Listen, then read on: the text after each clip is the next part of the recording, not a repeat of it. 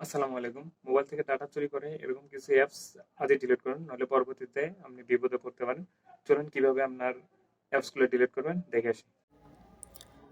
প্রথমে চলে আসবো আমাদের মোবাইলের সেটিংস অপশনে আসার পরে এখান থেকে একটু নিচে থেকে স্ক্রল ডাউন করে নেব।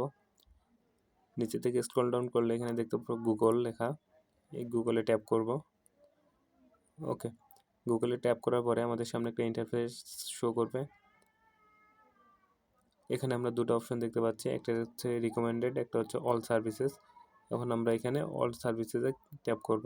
ওকে, এখানে ট্যাপ করলে আমাদেরকে আরেকটা ইন্টারফেসে নিয়ে আসছে। এখান থেকে আপনি নিচে থেকে একটু স্ক্রল ডাউন করলে এখানে দেখতে পারবো সেটিংস ফর গুগল অ্যাপস, এখানে ক্লিক করবো। এখানে ক্লিক করার পরে উপরে যে একটা অপশন দেখতে পাচ্ছি কানেক্টেড অ্যাপস, এখানে ট্যাপ করবো। ওকে, এখানে ট্যাপ করার পরে আমাদের সামনে যে ইন্টারফেসটা আসবে, এই ইন্টারফেসেই আপনি দেখতে পাবেন আপনার ডেটা চুরি করার সেই অ্যাপ্লিকেশনগুলো। এখানে আপনি দেখতে পাচ্ছেন অনেকগুলো অ্যাপ্লিকেশন কানেক্টেড হয়ে আছে। এখানে কিছু কিছু অ্যাপ্লিকেশন আছে আমার ইনস্টল করা, আবার কিছু কিছু অ্যাপ্লিকেশন আছে আগে ইনস্টল করছি, পরে আনইনস্টল করে দেওয়ার পরে আমার এখানে শো করতেছে। ওকে, ধরুন দেখি গিয়ে এখানে আমার একটা অ্যাপ্লিকেশন আছে, সেটা হচ্ছে প্যানদাউন।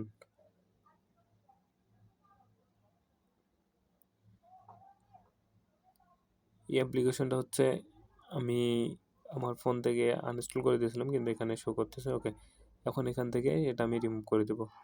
এখানে যে delete all connection that you have with প্যানদাউন, এখানে ক্লিক করলে আমার এটা অটোমেটিক ডিলিট হয়ে যাবে।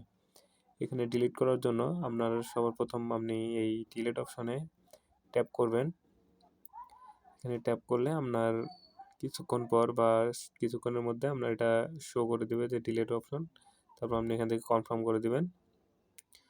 ওকে, কনফার্ম করে দিলে আপনার ফোন থেকে এটা ডিলিট হয়ে যাবে। এটা ডিলিট হয়ে যাওয়ার পরে আপনি একবারে নিরাপদ থাকতে পারবেন, যাতে আপনার ফোনের ডেটা আর কেউ চুরি করতে পারবে না।